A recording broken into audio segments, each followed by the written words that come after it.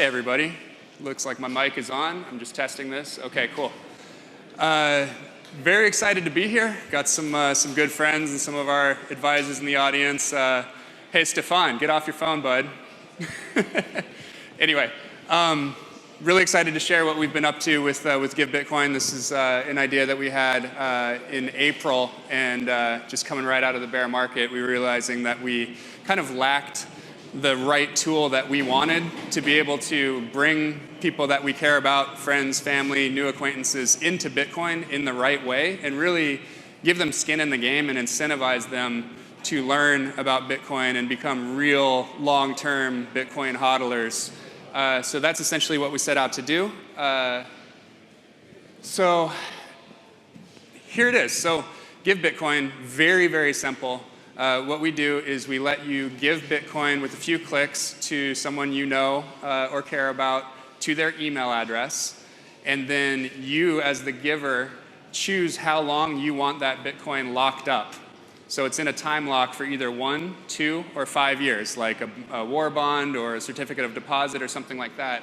And then we, as Give Bitcoin, provide over the next 12 months the 12 lessons of Bitcoin, which is basically a very well-curated education in Bitcoin. You can read ahead if you want, but the point is, while you're in your forced hodling period, you are getting some of the philosophy, some of the technical know-how, going through some exercises and understanding about, non-custodial wallets and hard wallets. And really the goal is to take someone from, the goal is basically to skip people past all of the noise so they don't get distracted by like the Ripple army on Twitter or end up in a Binance shitcoin casino or whatever it is that might happen to you on your path to becoming a true Bitcoiner, and kind of skip all that noise. This, for me, I also think this removes a lot of friction for people that would otherwise give Bitcoin a lot more often, because it's not that hard to open up a Coinbase account for somebody and teach them how to fund. I've done that for my dad and some other people. But what I'm left with, and this is borne out in a little over 200 conversations we've had with kind of a lot of real Bitcoiners, is a lot of guilt about what you're supposed to do after you give them the Bitcoin or after you encourage them to buy the Bitcoin, which is you now are kind of on the hook to point them in the right direction and give them the philosophy and the knowledge so that they actually know what to do with it, so that they don't lose it. I was given Bitcoin in January of 2014. I don't have that private key. Wish I did. That'd be great. I don't want that to happen to people that I care about. So our goal is basically to skip people straight through to being long-term hodlers, because that's what they are by definition when they are given Bitcoin that's time-locked, and then educate them so that they can go as far down the path toward becoming, sort of full-fledged level 7 Bitcoiners along the way. And so we're growing this global community of Bitcoin evangelists and new Bitcoiners. We think there are probably 100 times more people that would give Bitcoin, and we think that the average giver of Bitcoin would give 100 times more Bitcoin. So we think, we can basically expand the market size of people giving Bitcoin by something like 10,000x over the next few years. And our goal is to take 1 million Bitcoins out of circulation. Now, some of this obviously will be time-locked. A lot of it is just that we want to create a community of people that really understand the value of hodling, both for themselves and for the ecosystem, what that means for Bitcoin, and then, by consequence for the world, if anybody's like deep in the philosophy of what this could mean for how the world sort of operates. So that's kind of our organizing principle, and it's the reason we've gotten a lot of the Bitcoin community really behind this. So I'll just leave this up. Some of the people that are kind of involved, a lot of these people are here bouncing around today. Announcing a new advisor, just shook on it in the back of the room. So thanks, Jan Pritzker, for joining the team. We'll get you up here for the next conference. Appreciate that. Go buy some Guns and Bitcoin stuff from Ragnar. He's selling it here. It's a great brand. And Stefan Livera, love your podcast. It's been hugely instructional for me and a lot of people I know. So thank you for your service.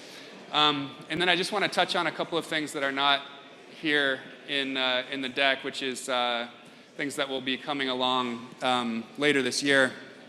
We will also be turning on Give Yourself Bitcoin, which is basically, instead of giving it to somebody else, you can give it to yourself.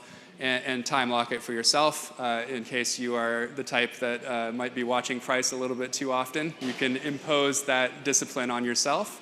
We'll also be adding dollar cost averaging for both gifting to other people and to yourself, so that you can sort of buy over time and not worry about trying to, catch a bottom or whatever. And then the last thing we're adding, and we should have this hopefully before Christmas, is Give Me Bitcoin, which is basically, somebody's got a bar mitzvah coming up, or you're about to get married and you want to raise a hand and let your friends and family know that you'd rather have Bitcoin than the crappy plates and spoons and stuff. So that's Give Bitcoin. Love to hear any questions that any of you guys have. Sure, in the back. Yep. Hey, Cory, two questions. One is easy. Is there a minimum gift size? So to be decided. We're working out the details right now. We're trying to make it as small as possible, but I mean, it'll be something like $20. It'll be very, very cheap. And then number two, a little more challenging. How do givers know that you as custodian are not then lending or investing? Yeah. So so we're actually not doing that. It's kind of against the entire philosophy and the whole point of taking the Bitcoins out of circulation. We're not lending to shorts, and we're actually not the custodian. We're not the payment processor either. So we're actually just an education company teaching people how to be Bitcoiners. And so we're kind of a layer on top of APIs for a payment processor and a third-party custodian today, but it's all built modular. So we're either going to use Zappo or Prime Trust, which are kind of the two that kind of have the best APIs for this. But we're fans of everybody working in this space, and we're built modularly, and if we need to swap out and use somebody else, we're having some interesting conversations with some of the multi-sig providers and looking at a way to do this totally non-custodial. We've just been advised by some of the OGs that really know coding, like Matt Odell and people like that it's a little bit risky still to time lock for very long in case something happens to the chain. You just want to be able to control those coins if you're holding them for somebody. Yes, go ahead. That it's 100% fiat onboarding. We want people to hold all of their Bitcoins for themselves, and we want them to take that dirty fiat in their pocket and convert it to Bitcoin for new people. So that's just a philosophical choice that we've made, that this is only a fiat on-ramp.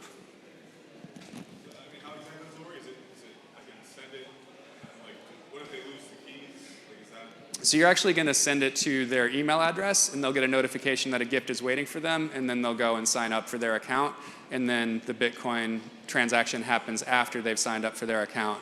And that's when your fiat is debited from whatever you've signed up with a bank account or a credit card, and the BTC is purchased and sent to a segregated user account, an individual user account for them at the custodian.